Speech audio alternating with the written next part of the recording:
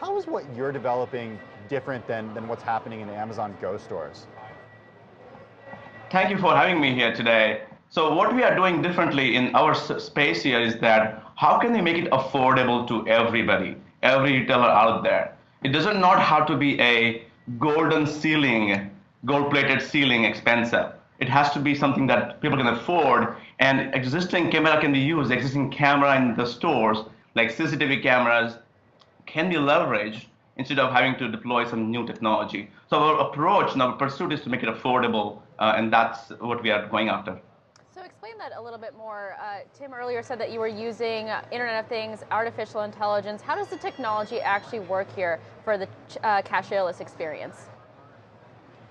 So the technology works in a like a musical chorus would be all together, working together in different sensors. So imagine it's about 17 kind of sensors we use, and we try to deploy what's available in the market, what's available in the space, and they all work in coordination to provide that data, that truth that's required to figure out what's happening within the store, and that information is then pumped into a artificial intelligence engine, which would process information to find out what's happening. For example, how the shoppers are shopping, what they exactly picked up from the shelf, and what they're putting into the basket. And essentially, when the shopper walks out of the store, we know exactly how many items they bought and where all they browsed and dwelled in the store. Atul, I'm curious about this tidbit that emerged last week in this story from about Microsoft. One of the challenges that the article mentioned was that the company, the technology is relatively expensive, and groceries are very low margin anyway.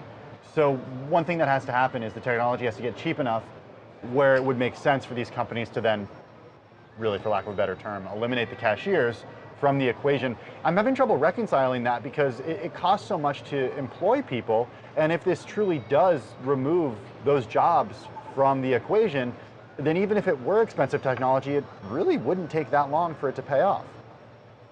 Well, first of all, that's exactly what we are after. That how can you make this technology affordable to begin with?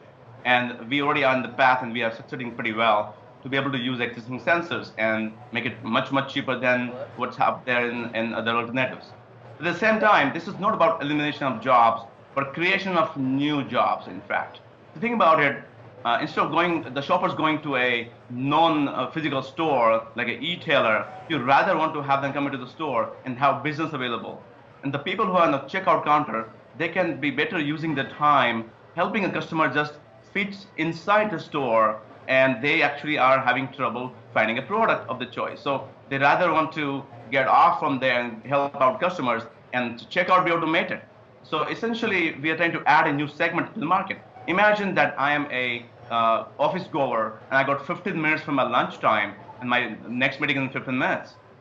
I may not go to a store or a restaurant where it may take longer than 15 minutes to go to the store and stand in line, come back, because I'll miss my meeting.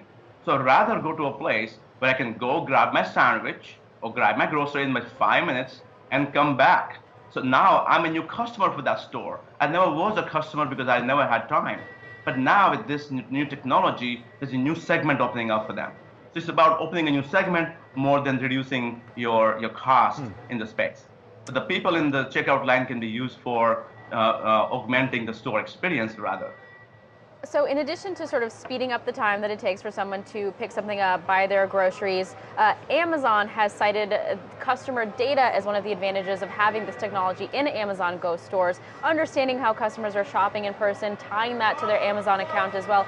How does data come into play here for you at AVA Retail, and how are you also ensuring data security as well for customers who are concerned that they're giving up a lot of data here?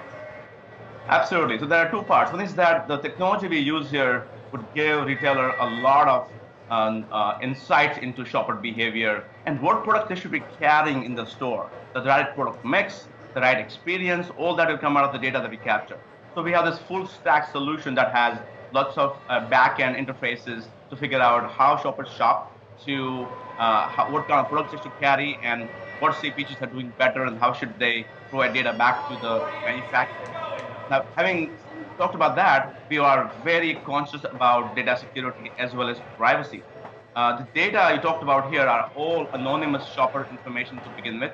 They're all encrypted to multiple levels, and they are available only to the right part of developing whole story is very secure.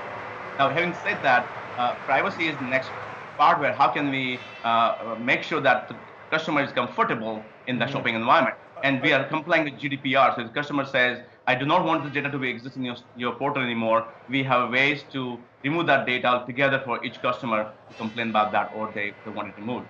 So we are complying with both these processes, and we are proud to do so because that's very important to every consumer. We are here to make it frictionless, not about making their privacy an issue. All right, Atul Hirpara, CEO of AVA Retail, thank you so much for joining us here today on Cheddar.